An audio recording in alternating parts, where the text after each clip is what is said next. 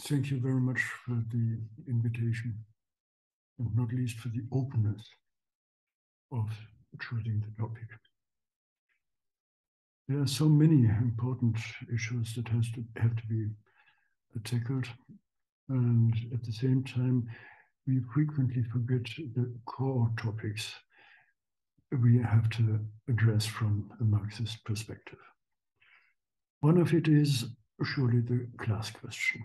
Classes, social classes. I want to begin with something that is frequently forgotten. Marx wrote The Capital, in which he sees the working class as principal historical power, at a time at which the share of those employed in the industry, including the capitalists, made up about 8% of the population of England and Wales, only few more than the share of servants. 1 year after the writing of the manifest, the share of the workers in Prussia made up 2 to 3%. This is taken from a piece written by Kriegerhaug. So it is important to look at the class question not in quantitative terms, but to look really the qualitative side. First, I want to point out some points where we are frequently misguided. We have to ask, are we clear about the use of the term, or is it a concept of class? Do we confuse class with general concepts of inequality, poverty, and the like? I think we too often do this. Ownership of means of production equals capital. However, talking about capital, we have to differentiate between economic capital and social knowledge capital. I wrote at a very early stage of my career about this.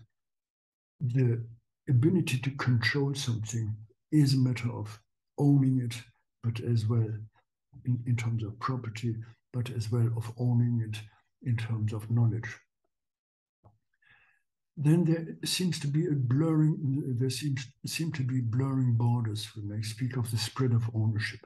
While economic capital is still decisive, while process ownership, cultural, educational, social capital gets more dispersed.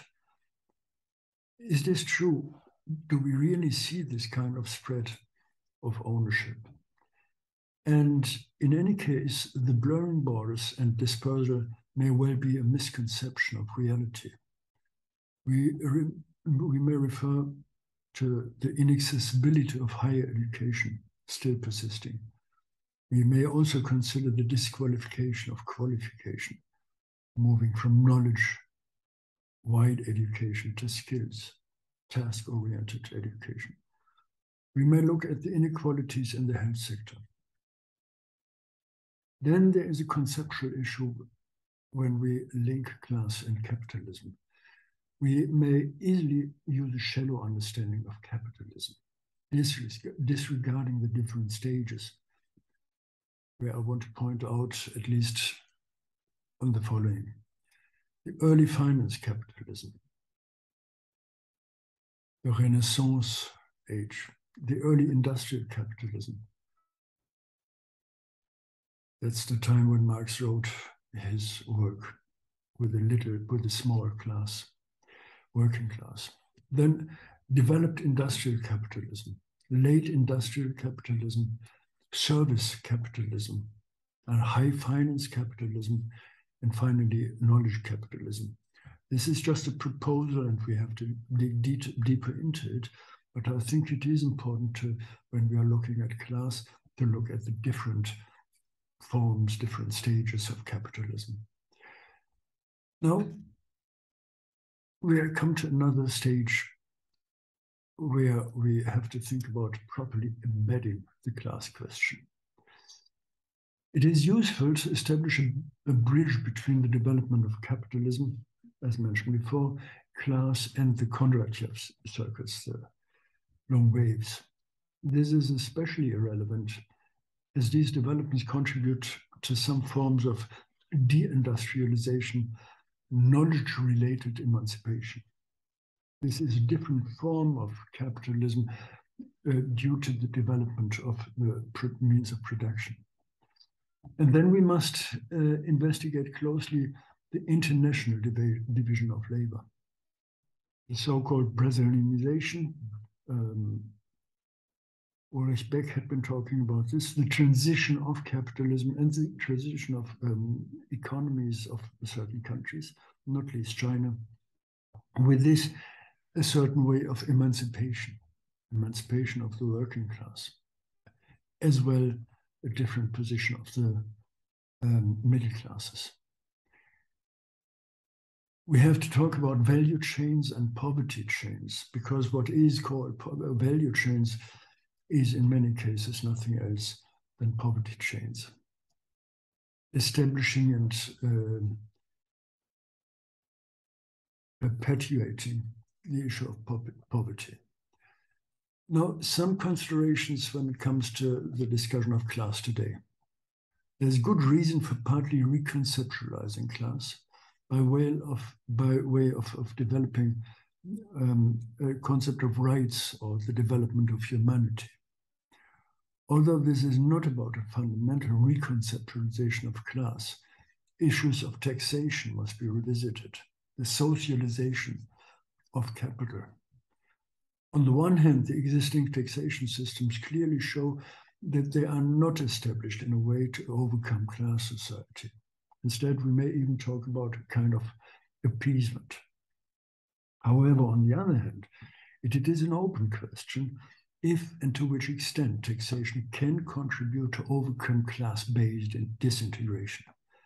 Decisive is the factor time, in which way does class interfere with the process of production, consumption, distribution, exchange, as Marx pointed out.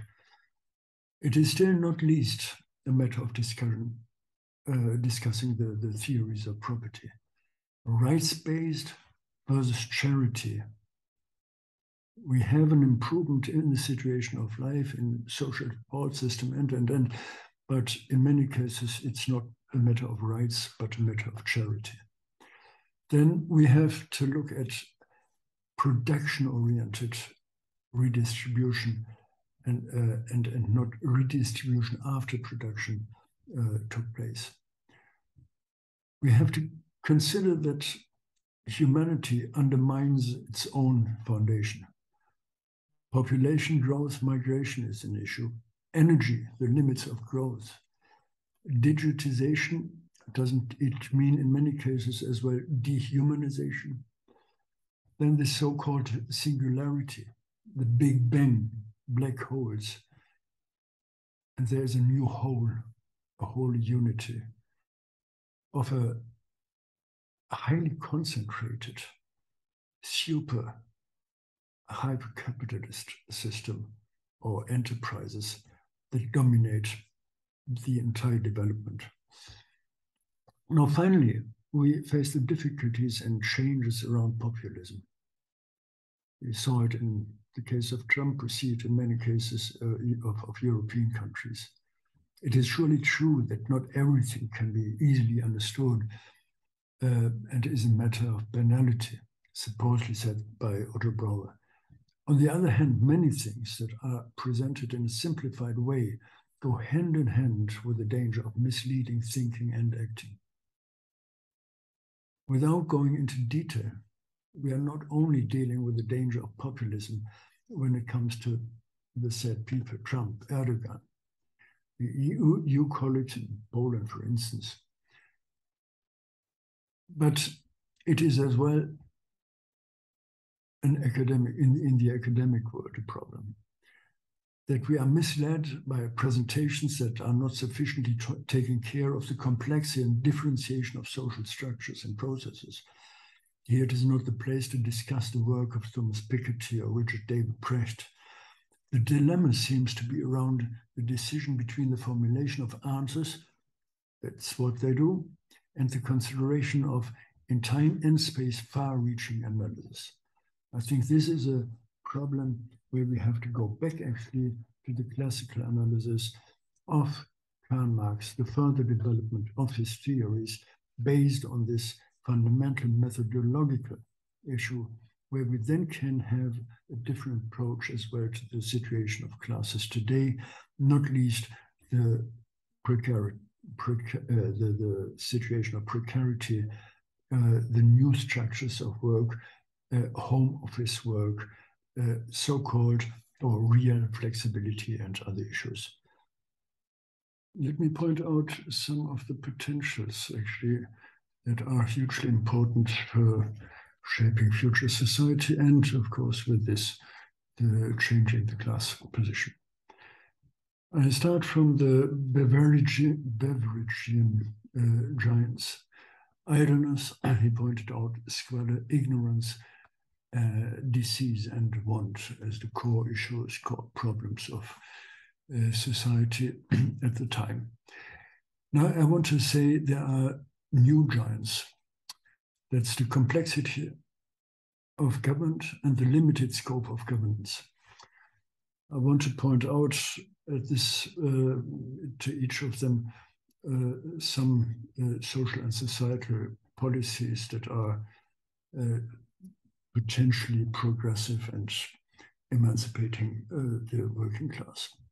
There is, in this case, the 4-in-1 perspective by Frege-Haug, the systematic conjunction of 4 areas of human practice: employment, reproductive work, cultural development, politics from below. They are intermingled and they have to be seen as a unity entity going beyond simply employment and the problem of idleness. Against squalor, I would say the individualization of problems and their emergence as societal threat. Here we are dealing with societal investment beyond employment policies. Looking at ignorance in the case of Beveridge, I want to point out on abundance of knowledge and its misdirection towards skills. Is it about employment or is it about education and training? Paul Bucara worked on this in the French concept, saying we have to overcome this limitation on employment and employment-related knowledge. Disease, instead we should look at the societal abundance versus the inequality of excess. We have such a wealth globally and nationally and locally, but the distribution is still limiting access for many. Employment and being allowed to live is an issue. Work-life, the so-called work-life balance. The issue of socialized healthcare. We need free access for everybody for good healthcare, and socialized healthcare in terms of responsibility. It's not up to individuals to look after themselves. Then the question of want. Overproduction of goods and the turn of goods into beds. We have to look at the radical redistribution within the process of production already, not only after it is too late. I developed this in a presentation in Havana in 2016, and I think it is worthwhile to keep it in mind and move on from here. Hoping that this is somewhat worthwhile an input for the further considerations and work of our group. I thank you very much.